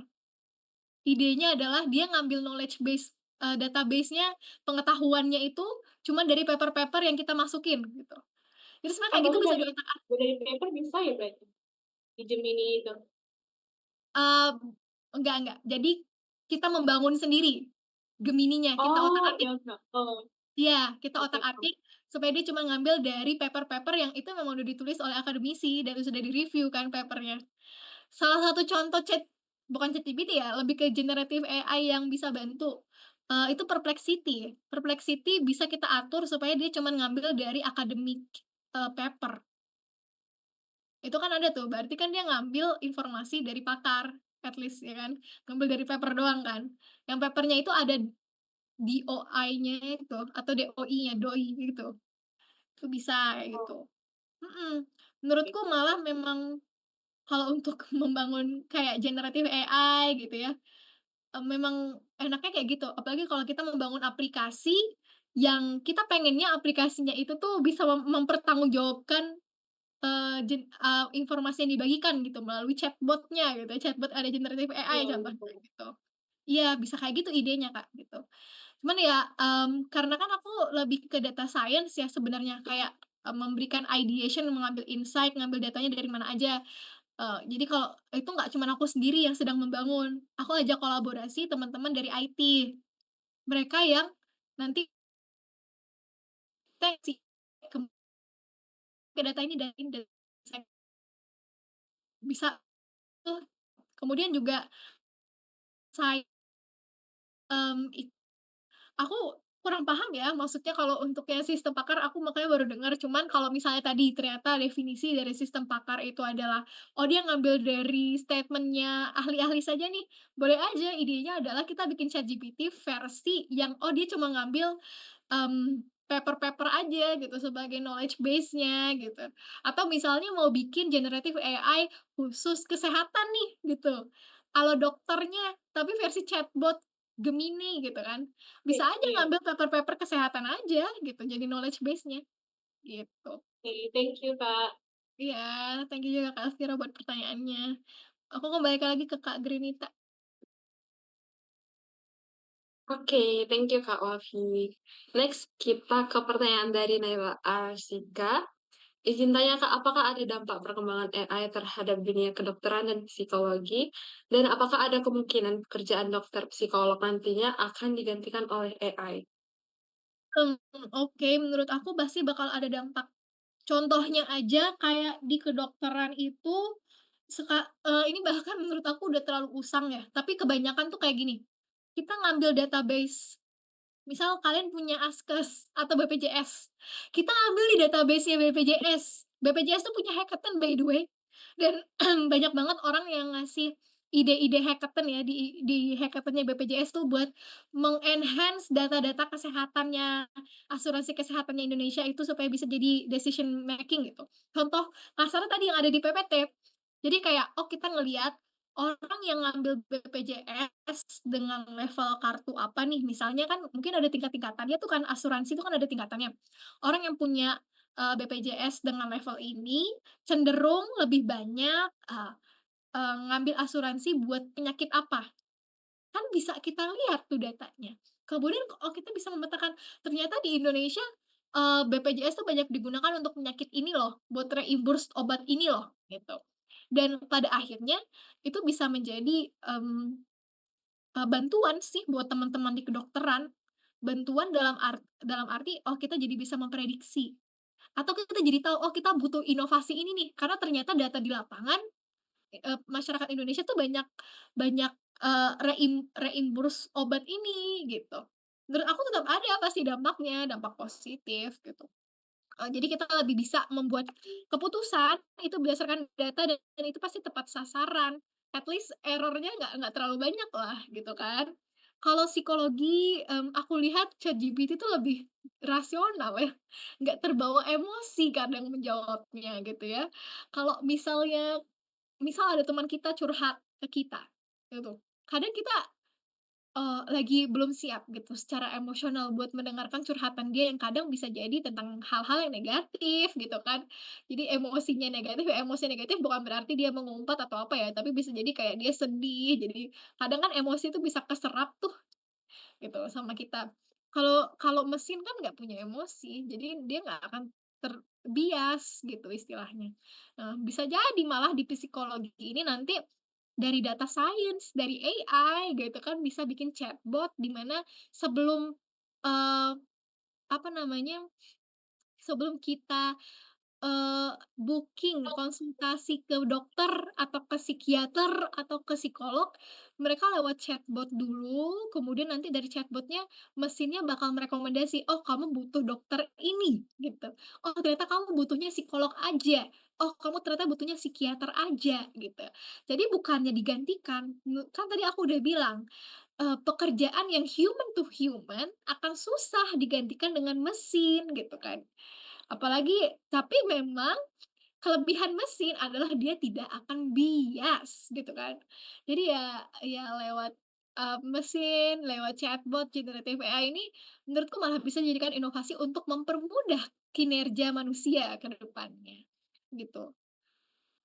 Ya apakah akan ada kemungkinan pekerjaan dokter, psikolog digantikan? Menurut aku enggak, tapi mungkin akan shifting behavior-nya, alias akan berubah tuh perilakunya nanti. Apakah mungkin nanti malah di rumah sakit tuh bakal ada assessment test dulu gitu ya, supaya tahu, oh kamu butuhnya ke psikolog, atau kamu butuhnya ke psikiater, atau kamu butuhnya booking-nya sama dokternya spesifik dokter ini gitu, karena kamu sifatnya mungkin lebih perasa, jadi lebih lebih baik kamu ke dokter yang bisa menjelaskan dengan baik gitu, atau kalau pengen dokter yang to the point gitu, menyampaikan apa adanya, kamu harus ke dokter ini. Bisa jadi kayak gitu kan? Nanti ke depannya malah, AI itu yang mengklasifikasikan pasien, kamu harus ke dokter ini, kamu ke dokter ini, kamu ke psikiater, kamu ke psikolog gitu. Malah akan mempermudah. Oke, mungkin itu aja. Oke, keren banget ya Kak Waki jawabannya.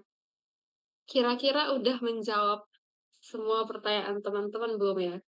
Atau masih ada yang mau ditanyain nih sama Kak Waki? Ada yang masih kurang jelas atau masih bingung tentang data science dan AI yang udah dijelasin?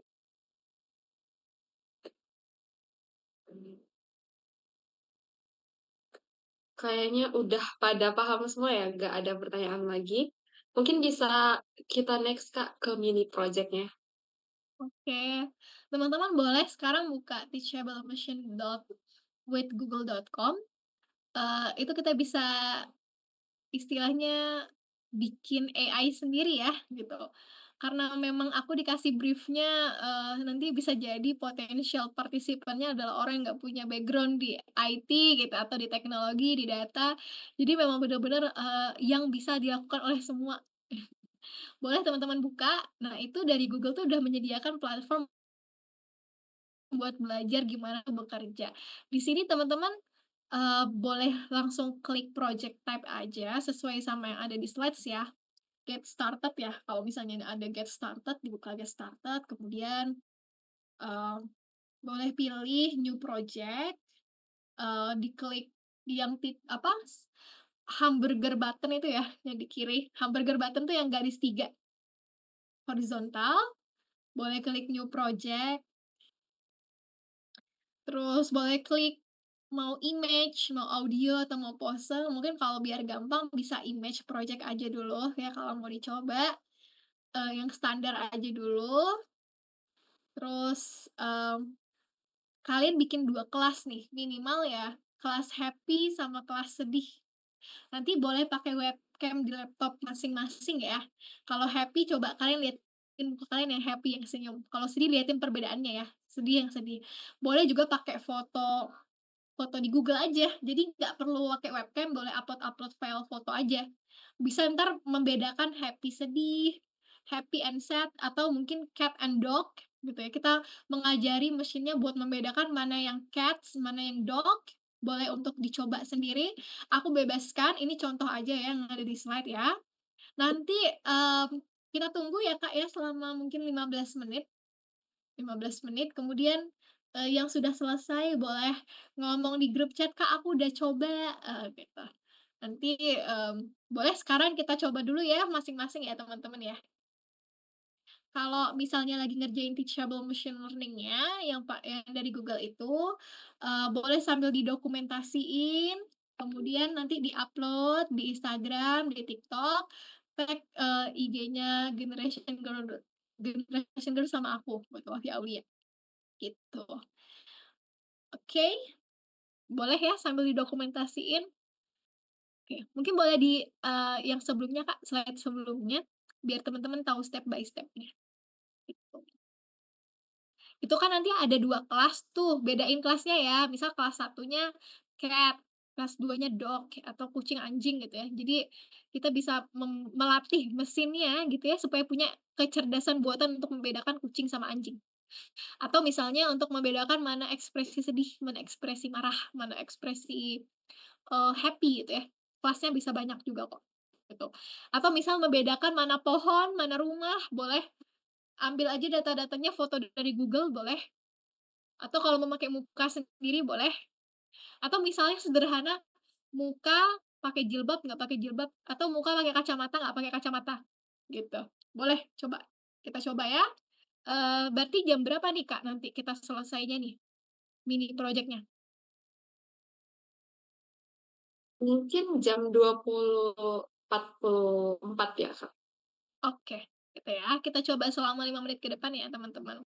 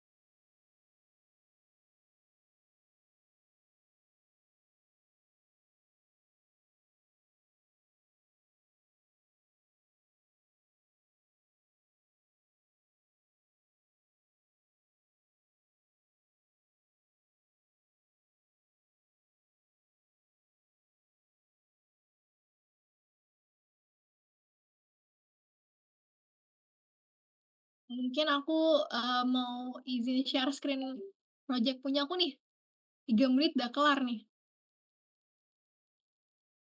Boleh, Kak?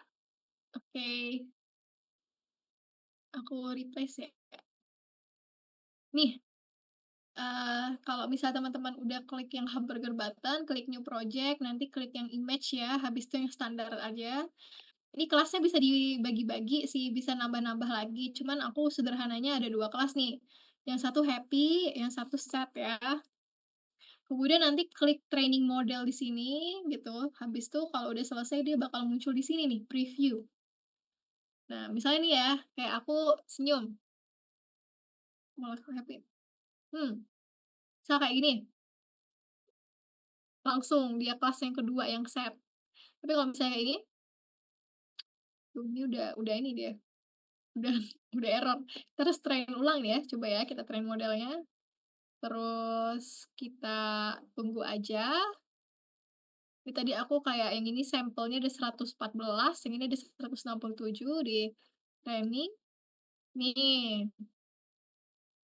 ini dia bisa kayak gini nih, tuh. Ini dia happy, dia bisa set langsung 100% gitu kan. Habis ini teman-teman bisa ekspor modelnya. Nih, dia pakai TensorFlow nih teman-teman. TensorFlow juga ada di Python, makanya tadi aku bilang Python gue udah cukup gitu kan, yang penting kita bisa mencapai goal kita. Tuh. Ya kalau udah selesai nih, ini bisa langsung ekspor jadi JavaScript, bisa dimasukin nih ke dalam, program-programnya punya teman-teman. Jadi kita nggak perlu apa ya namanya, ribet-ribet nih, ada Teachable Machine nih, langsung di-download aja nih, download My Model. Kita pakai pakai link juga bisa nih. Eh, ada yang sudah belum? Boleh? Oke, aku kayaknya harus keluar dari Teachable Machine ini.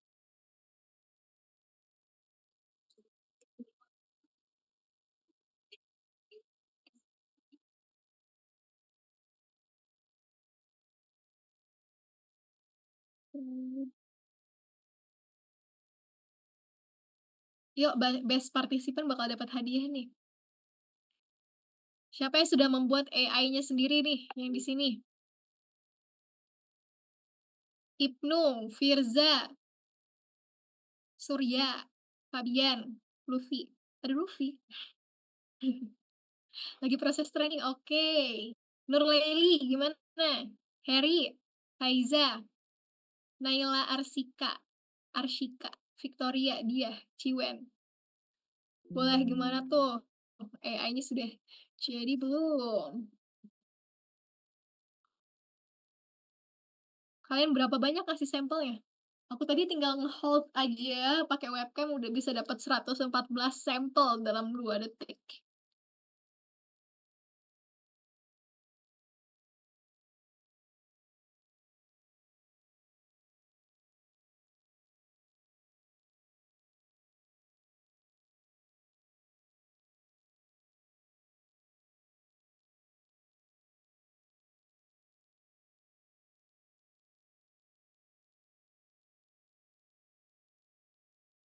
Kalau udah ada yang selesai di training, kabarin ya. Sedang proses, oke.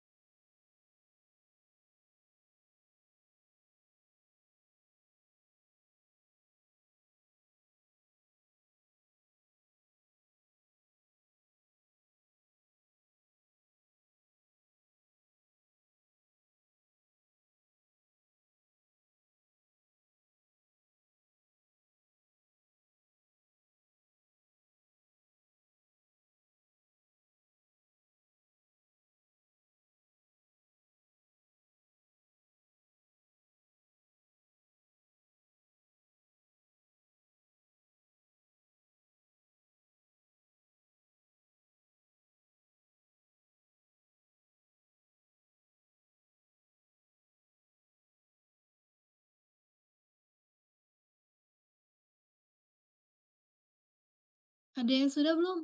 Firza sudah belum? Kalau tadi trainingnya harusnya udah sih.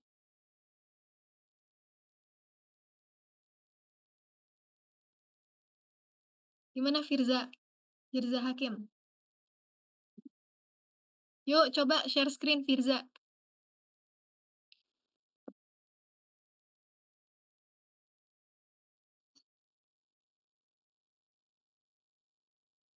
Atau Firza bikin apa nih? Boleh cerita dulu. Cerita aja deh, cerita. Bikin apa? Kirim screenshotnya deh. Pakai apa nih? Pakai muka sendiri ya? Kayak aku tadi?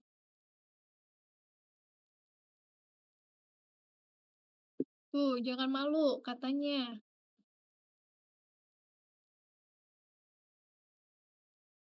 Boleh share screen Firza Hakim. Gak apa-apa, share screen saja.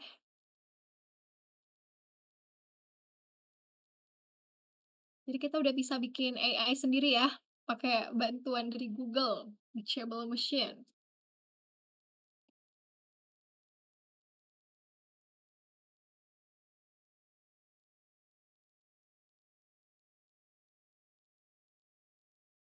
Langsung dapat codingannya lagi.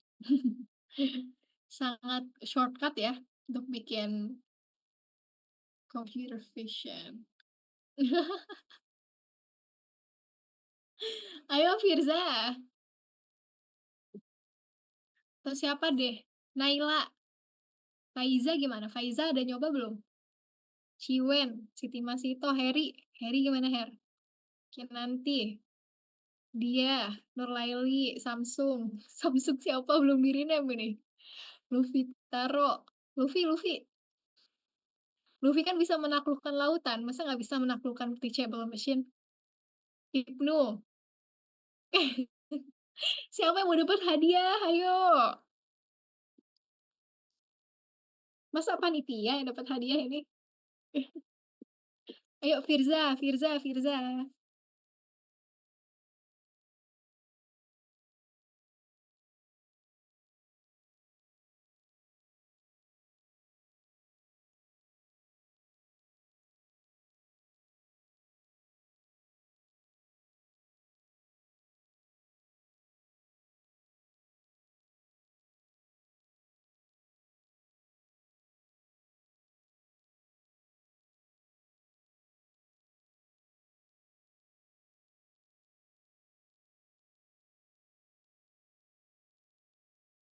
Yuk boleh, Firza Hakim.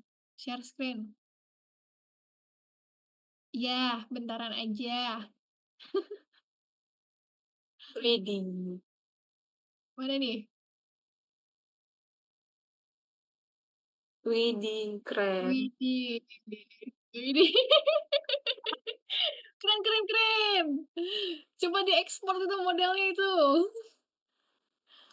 By the way, Firza, lagi berkecimpung di ilmu apa nih? Maksudnya program studi kalau sudah kuliah, atau kalau SMA pengennya kemana? Ini nggak mau ngomong aja, on mic aja. Firza menghilang karena malu kah ini? Kalau iya gak malu. Gak apa dong, bagus. Percaya diri. Nanti kan siapa tuh S2 di luar negeri, kan bakal terkagum-kagum tuh orang-orang tuh, apapun opininya mereka utarain aja. Itulah ya bedanya Indonesia tuh kadang malu-malu nih. Padahal salah bener nggak apa-apa, yang penting percaya diri dulu ya kan. Gimana Firza tadi, perasaannya gimana tuh habis nyobain tuh? Kebetulan kamu, anak IT kah atau apa tuh? Iya Kak, aku kuliah jurusan sistem informasi sih. Tapi Oh baru ini SD. nyoba yang kayak gini. Baru nyoba ya? Nah, ini Firza udah dapet shortcut-nya tuh. Jadi kalau misalnya mau bikin yang bisa, apa, mengenali computer vision ya, gambar, wajah, pakai itu aja. Jadi nggak payah kita ngoding kan, langsung ke ekspor modelnya itu. Iya, oke. Terima kasih ya Firza. Firza di sistem informasi ya? Kalau sistem informasi berarti lebih pandai kali ya membuat sistem, apa, desain sistemnya ya? Ya Kak, aku, adanya mata kuliah rekayasa perangkat lunak. Nah, di situ tuh bikin arsitektur diagram, ya gitu-gitunya ya, use case, ya ke arah sana ya. Oke, UML, iya. Apalagi ya? Apalagi? Banyak ya itu. Oke, kayaknya ini berarti udah dapet ya best partisipannya ya Kak Granita? Udah Yes, Kak Oli. BTW oke. Firza mau share screen sekali lagi nggak? Belum dapat dokumentasinya tadi. Nah iya, Cepet banget. best partisipan harus ada dokumentasinya soalnya. Iya, Ayo bener. Firza. Boleh banget nih ditunjukkan, Iya, ditunjukkan lagi apanya, Firza. senyum-senyumnya, sedih-sedihnya di generation gitu. Mhm. Tuh, happy-nya, sad-nya gitu ya. Mhm. Oh, kalau sad gitu, iya iya. Oke, nice. Nice. Oke, thank you Thank Firza. you Firza.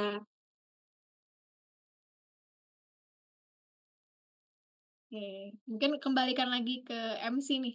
Jangan lupa ya, tadi dari aku kalau habis nyobain bisa tag Instagram-nya Generation Girl ID Medan ya, atau yang pusat sama IG-ku.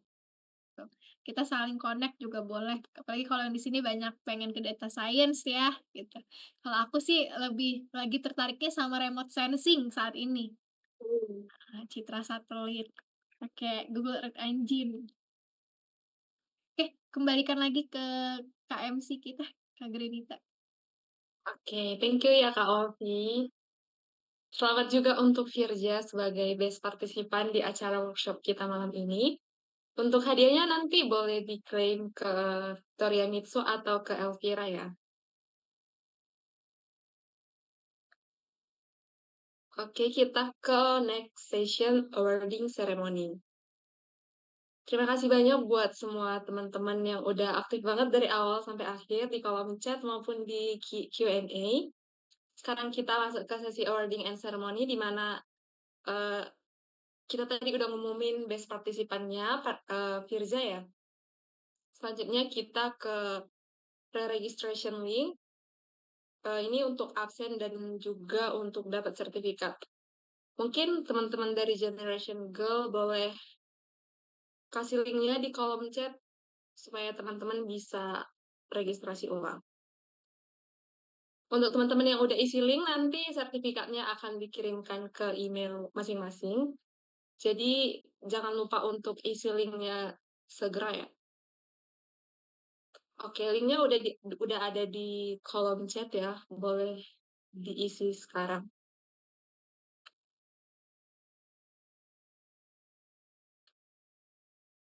Ada yang bilang mau kasih kesimpulan.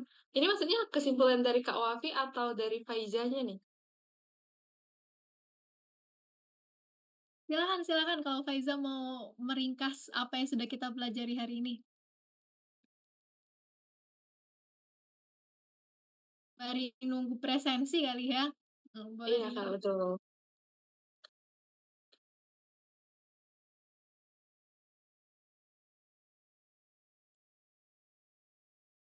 Dari Wegi. Maksudnya dari Kak Wafinya nih.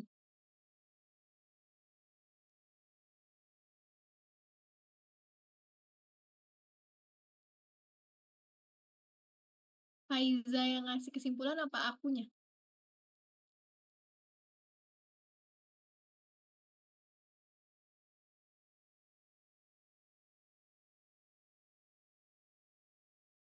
Mungkin dari Kak Wafinya kali ya, tentang data science dan AI-nya, atau mungkin Kak Wafi bisa kasih rekomendasi tempat belajar untuk data science dan AI ke teman-teman sekalian gitu. Oke, kalau rekomendasi oke, kalau data science intinya adalah, end to end ya, proses kita dari ngambil data, kita ngolah data, gitu ya. Data mining termasuk di dalam proses data science itu, gitu ya. Oke, AI berarti oh Faizanya yang ngasih kesimpulan ternyata. Mhm mhm, betul. Terima kasih ya Faiza sudah memberikan kesimpulan. Wow, banyak sekali catatannya, keren. Jadi walaupun Faiza anak DKV, boleh banget tuh nanti malah menggabungkan antara seni dengan mesin gitu. Jadi bisa jadi nanti Faiza membuat website di mana, oh kalau kita fotoin lukisan kita tahu nih ini lukisannya siapa, bisa aja kan gitu kan. Oh ini lukisannya Pablo Picasso gitu, dengan ngarahin kameranya ke lukisan. Jadi museum lukisannya terdigitalisasi, itu bisa jadi ide kan ya Faiza ya. Kalau dari aku kalau mau misalnya mau belajar lebih lanjut menurut aku dari foundational skills-nya dulu ya, gitu. Kemudian baru technical, baru berjenjang gitu. Yang ada di PPT, nanti PPT-nya bakal dibagikan sama panitia dan itu udah banyak banget link-link aku masukin dalam situ. Ubek-ubek semuanya gitu. Zaman sekarang ilmu tuh gratis, banyak banget di YouTube, di Kaggle. Kalau misalnya udah mau mulai ke project, silakan lihat YouTube-nya orang India sambil nyari dataset di Kaggle. Explore gitu ya. Banyak sekali hari ini gitu. Gitu Kak Grenita. Oke. Nggak kerasa ya kita udah sampai di penghujung acara. Ica,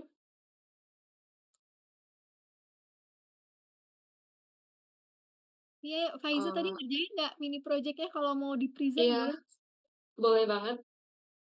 Kalau misalnya teman-teman yang lain mau nunjukin proyeknya, boleh juga. Tinggal raise hand aja. Ada yang mau sebelum kita closing?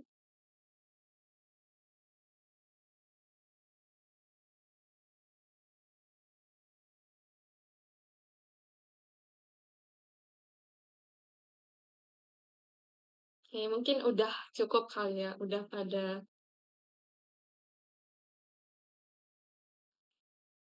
Oke, kita ke closing. Aku mau ngucapin makasih banyak buat teman-teman yang udah stay dari awal sampai akhir.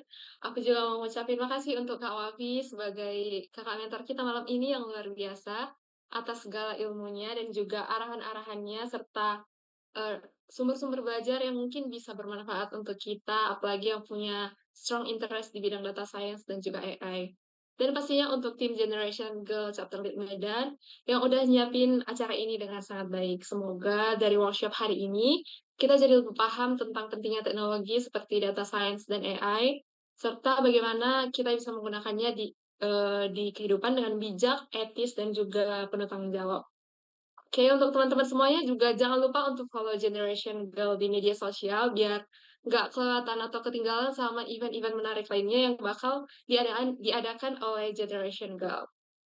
Mungkin cukup sekian. Aku Grenita dari Generation Girl, pamit undur diri. Sampai jumpa di event selanjutnya. And have a great night semuanya. Thank you. Thank you Kak Thank you Wafi. so much. Thank you, Kak Terima Wafi. kasih semuanya. Oh ya, sebelumnya teman-teman kita boleh dokumentasi dulu. Boleh open kamera semua, teman-teman.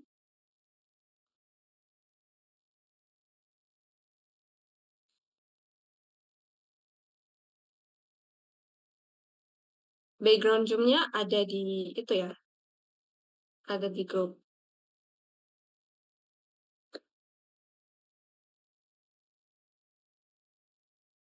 Oh, benar.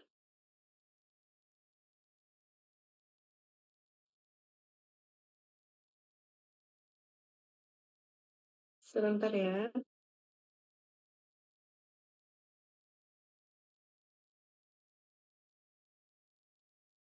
Ferry boleh ganti background-nya dulu? Teman-teman yang lain kok belum open kamera? Surya, Luffy. Ayo dong, biar kita upload di Generation Girl. Untuk posenya kayak gini ya, bentuk G.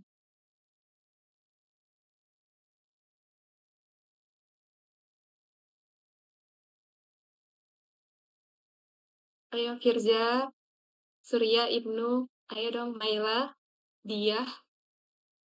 Ayo guys, open kamera dulu. Oke, kita posenya bentuk G. Aku hitung ya. 1, 2, 3. Oke, pasien bebas. 1, 2, 3.